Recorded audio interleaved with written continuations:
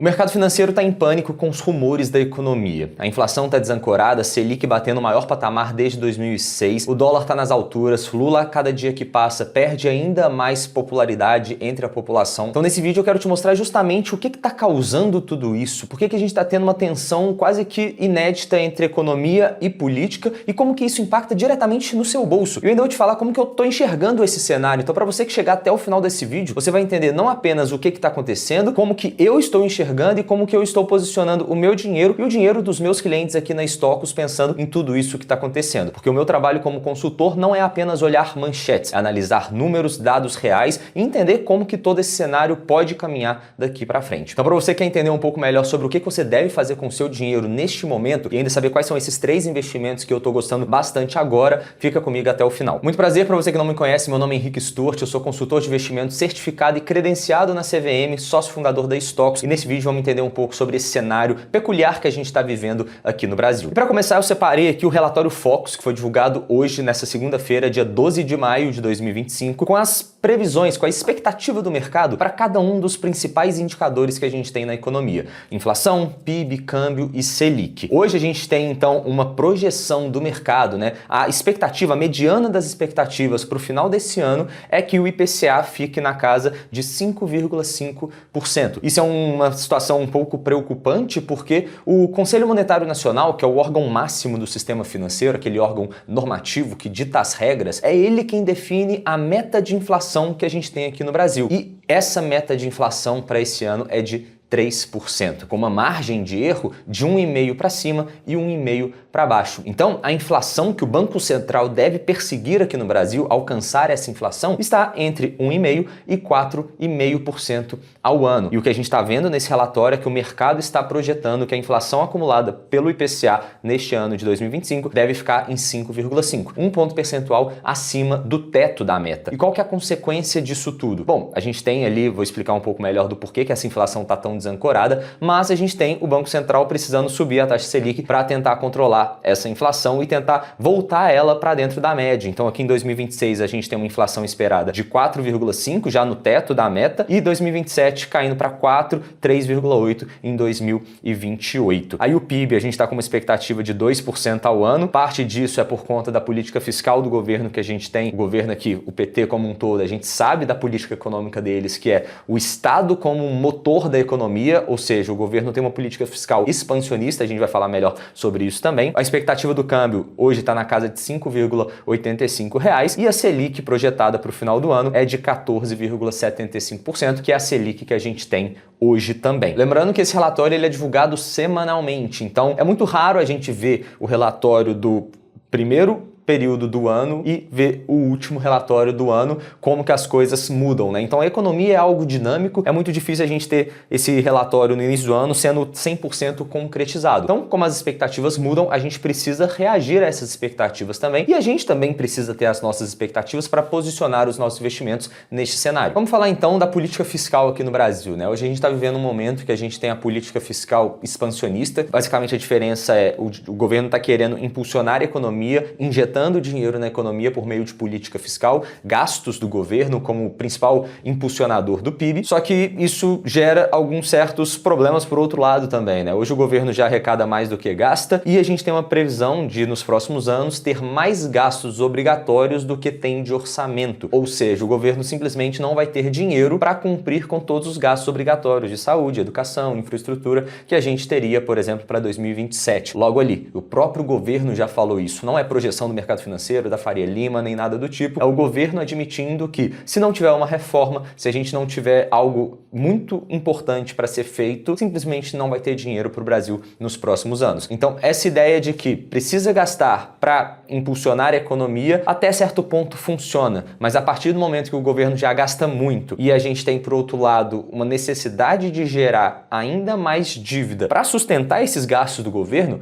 porque se você gasta mais do que você ganha, você vai se endividar. E e a dívida do governo só cresce. Então o risco aumenta, a galera tira o dinheiro do Brasil, compra dólar, o dólar sobe, a inflação sobe, e aí precisa aumentar ainda mais a Selic para controlar essa inflação. Só que quando isso acontece, o que vai acontecer? O custo da dívida aumenta, a dívida aumenta num ritmo ainda maior e a gente fica cada vez mais endividado e vira aquela bola de neve, né? A gente não sabe até onde isso vai e a gente chega num determinado momento que a gente entra talvez num cenário de dominância fiscal. Para explicar essa dominância fiscal, vamos entender um pouco sobre a política monetária, né? Por um lado, então, igual a gente falou, a gente tem um governo pisando no acelerador para impulsionar a economia e parecer que as coisas estão caminhando bem, pensando, por exemplo, numa reeleição ali em 2026. Por outro lado, a gente tem o Banco Central, que até então aqui no Brasil é independente, a gente tinha um Campos Neto mantendo juros elevados para tentar controlar a inflação, que está desancorada, está acima da meta, aí troca, faz a substituição, entra o Galípolo e ele continua subindo os juros. Aquele discurso de que o Campos Neto, bolsonarista, está querendo prejudicar a economia, isso cai por terra a partir do momento que o Galípolo para de fazer o que o Lula estava querendo fazer, que era cortar juros justamente. Então juros elevados acabam sendo como uma forma de tentar trazer a inflação de volta para a meta. Esse é o mecanismo que o governo tem. E a política monetária é contracionista, porque quando a gente tem Selic elevada,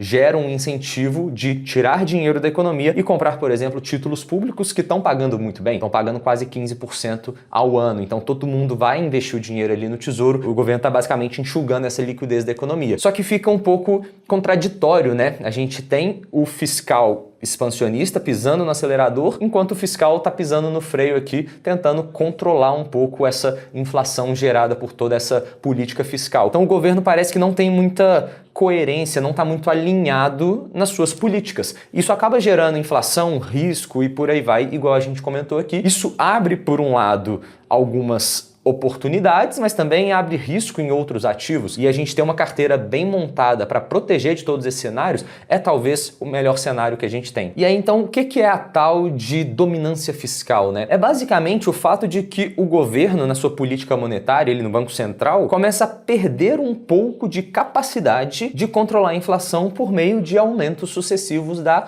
taxa Selic. A gente está vendo que a Selic saiu lá de, 2% na pandemia para 14,75%, que é a maior taxa dos últimos 20 anos. Ou seja, por que continua subindo a Selic e não chegou num determinado patamar que a inflação convergiu para dentro da meta? Justamente porque talvez a gente tenha chegado no momento que, por conta da desconfiança, do risco e, enfim, todo mundo com medo de investir aqui no Brasil, tá todo mundo tirando dinheiro, comprando dólar, principalmente os institucionais estrangeiros, o dólar sobe, a inflação sobe e essa inflação nunca volta para dentro da meta. Então, sempre que a inflação está acima da meta, o governo tem que continuar ali com a taxa Selic elevada e continuando subindo, provavelmente, para tentar controlar. Só que cada dia que passa, esse aumento e essa Selic ainda mais elevada começa a fazer cada vez menos efeito, justamente por conta desse cenário de dominância fiscal, que é basicamente a única forma da gente fazer a inflação convergir para dentro da meta, as coisas funcionarem de forma normal na economia de novo, seria o governo dar uma sinalização para o mercado de que ele está interessado em controlar o fiscal. Isso é, gastar menos do que arrecada, é otimizar os seus gastos, melhorar a despesa, ter ali uma certa reforma administrativa e fiscal também para mostrar para o mercado que, beleza, estamos interessados em trazer tudo isso de volta para a normalidade que a gente deveria ter aqui no Brasil e talvez nunca tenha tido. Talvez um pouco melhor do que é hoje, que as coisas cada dia que passa a gente fica cada vez mais surpreso com o que o governo é capaz de fazer. Tá aí a história do rombo do INSS, que os valores são maiores até do que o mensalão. Enfim, não quero entrar nesse tema nesse vídeo aqui, mas o fato é esse, as cartas estão na mesa. Dito tudo isso, quais são os melhores investimentos que a gente pode ter aqui neste momento? Na minha visão, nunca existe um melhor investimento para a gente comprar. O melhor investimento vai depender de muitos fatores e, na verdade, o melhor investimento que você pode fazer é ter uma carteira diversificada com ativos de correlação negativa entre si, em um momento que um está caindo, o outro está subindo e que eles vão, ao longo do tempo, preservar o seu retorno esperado, reduzindo o risco esperado, a volatilidade total da sua carteira. Então, sim, existem alguns ativos que hoje fazem bastante sentido, mas principalmente fazem sentido em uma estrutura de carteira carteira pensada a longo prazo, não especificamente. Então talvez você nunca vai me ver aqui falando qual que é o melhor ativo para o mês de maio, qual que é a melhor ação para o mês de maio. Não, na verdade é tudo pensando momento que a gente está para comprar, pensando nos próximos anos. Então, por exemplo, hoje a gente tem em vários ativos de renda fixa, de crédito privado, o spread muito reduzido. Então, basicamente, qualquer coisa que aconteça na economia, seja um cenário positivo, seja um cenário negativo, os spreads tendem a convergir de volta para a normalidade. E se o spread sobe, títulos de renda fixa, principalmente os fundos de renda fixa, né, vão ser marcados a mercado negativamente. Então a gente não tem tanto espaço assim para continuar reduzindo o spread do crédito privado. Então provavelmente isso vai ser comprimido. Renda fixa bancária, a gente está com CDBs de 110, 111, 112% do CDI, enquanto alguns anos atrás a gente tinha CDB a 120. Então será que faz tanto sentido assim um CDB para a gente colocar na carteira pensando no longo prazo e pensando num cenário que se a Selic volta a cair, esse spread ali pode voltar para 120% e a gente vai estar carregando um CDB de 110 que não vale tanto assim? Então tudo isso a gente tem que analisar com cuidado. A parte boa é que a gente tem alguns ativos isentos para a gente colocar na nossa carteira de renda fixa, que são pós-fixados, rendendo ali 95, 96, 97% do CDI e que tem uma taxa equivalente, por exemplo, de 115, 116, 117% do CDI. Então já começa a fazer mais sentido, pensando numa alocação, de aproveitar o cenário que a gente tem de taxa Selic elevada. Então hoje a gente tem Selic em 14,75 e receber quase 100% dessa Selic sem pagar imposto de renda já é maravilhoso. Então uma parcela da carteira, pensando nesses ativos que são pós-fixados, que vão crescer de pouquinho em pouquinho, pensando em reduzir o risco, reduzir essa volatilidade, eu acho que sim, tem espaço na carteira, principalmente para investidor pessoa física que consegue essa isenção. Aí a gente tem o segundo investimento, que eu acho que são títulos do Tesouro IPCA+, pensando a longo prazo, já que historicamente raramente a gente tinha taxas acima de IPCA mais 7. E todas as vezes que a gente comprou IPCA mais 7, o retorno médio dos próximos 3 a 5 anos foi espetacular. Então, se você suporta uma certa volatilidade do seu patrimônio, preços oscilando, por mais que seja renda fixa, por mais que seja o tesouro, que é um investimento seguro, se você suporta essa volatilidade, a expectativa dos próximos 3, 5 anos, se a gente não quebrar o Brasil, virar uma Venezuela, a expectativa é de pelo menos convergir de volta para a média ali de 5, 6% de juros real, e a consequência disso seria o título valorizar bastante. Você teria um ganho nominal bem interessante. Eu até fiz um estudo levantando ali do Tesouro IPCA 2035, todas as vezes que você comprou IPCA mais 7 e segurou por pelo menos 3 a 5 anos, o seu retorno médio estava na casa de 20% ao ano, mais de 20% ao ano. Ou seja, na renda fixa também dá para ter ganhos turbinados, desde que você tenha estômago para suportar essas volatilidades, né? Porque, por exemplo, o Tesouro Renda Mais 2065 tem um vencimento lá em 2084, é quase 80 anos de duration. O que a gente tem num título como esse? Como a duration é muito elevada, qualquer oscilação na taxa de juros impacta demais o preço do título. Ou seja, o Tesouro Renda Mais 2065, eu estou falando aqui, no último ano, nos últimos 12 meses, caiu 36%. Então, não é porque a gente está comprando renda fixa, não é porque está comprando tesouro direto que é 100% livre de risco. Pelo contrário, existe volatilidade. Mas se você compra num momento interessante, igual a gente teve nesse ano de 2025, IPCA mais 7 para a gente comprar, ainda assim é um investimento pensando a longo prazo, que mesmo que você não queira vender na marcação a mercado nos próximos 3, 5 anos, você também pode fazer o quê? Segurar até o vencimento. E se você segura IPCA mais 7 ao longo do tempo, já é uma taxa maravilhosa que a gente tenta muitas vezes bater um benchmark de IPCA mais 6. Quem chega em IPCA mais 6 no longo prazo fez um bom trabalho ali na carteira de investimentos. Se a gente consegue um título garantido pelo Tesouro de IPCA mais 7, pô, maravilha, não tem tanto por que preocupar se você segurar ele até o vencimento. E por fim, a gente tem que falar das ações aqui no Brasil, né? A gente tem o Ibovespa batendo nas máximas históricas novamente, só que as máximas nominais em reais. Se a gente pega primeiro os múltiplos históricos da bolsa, a gente vê que ali no preço-lucro e em alguns outros múltiplos também, a bolsa está barata, ela está descontada pensando nesses múltiplos. E se a gente muda a perspectiva também e sai desse Ibovespa nominal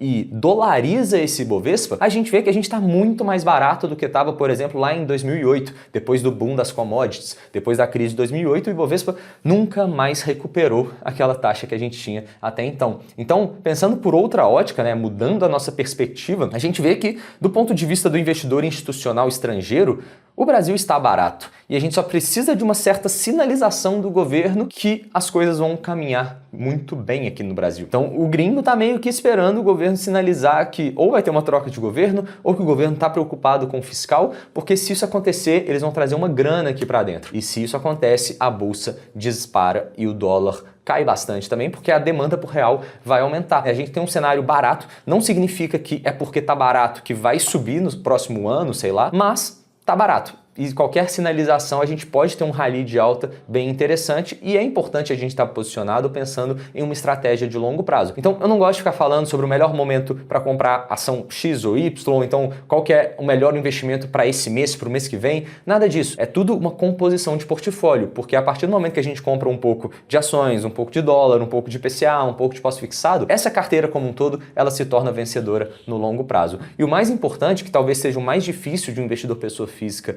identificar, né, é quais são os melhores momentos para, por exemplo, aumentar a exposição em cada classe de ativo. Beleza, entendi a minha alocação estrutural e agora eu quero saber, nesse momento que a gente está vivendo, será que eu aumento um pouco a exposição à bolsa, que está barato? Eu aumento a exposição em inflação, que está barato? Eu aumento a exposição à Selic, que está muito elevada? O que eu tenho que fazer? É justamente esse o nosso trabalho aqui na Stocks também, né? A gente tem que identificar qual que é o perfil do nosso cliente, qual que é o objetivo dele, quem que ele é, onde ele quer chegar, para a gente montar todo o planejamento financeiro e recomendar os investimentos de acordo com aquele objetivo e com aquele perfil de cada cliente, 100% personalizado. E mais, além de te mostrar todos os investimentos que você deveria fazer e fazer esse acompanhamento ao longo do tempo também, que a gente faz da carteira dos nossos clientes, a gente também estrutura, por exemplo, um planejamento financeiro, tributário, sucessório, previdenciário, para não apenas te entregar uma carteira que vai ser vencedora no longo prazo, mas te ajudar a economizar imposto, a fazer um planejamento sucessório bem feito, tudo isso embutido no serviço de consultoria aqui da Stocks. Se você precisa da nossa ajuda, de um consultor sem conflito de interesses, preencha o primeiro link no formulário aqui na descrição que a gente vai entrar em contato, ou eu ou alguém da minha equipe, a gente vai bater um papo e vai entender melhor sobre a sua demanda, como que a gente pode te ajudar, fazer uma reunião ali sem compromisso para te apresentar todo esse planejamento. E aí você gostando, a gente avança para os próximos passos da consultoria de investimentos e vai ser um prazer te atender aqui junto com a gente. Estou esperando para bater um papo com você, preencha aí na descrição, tamo junto e até a próxima.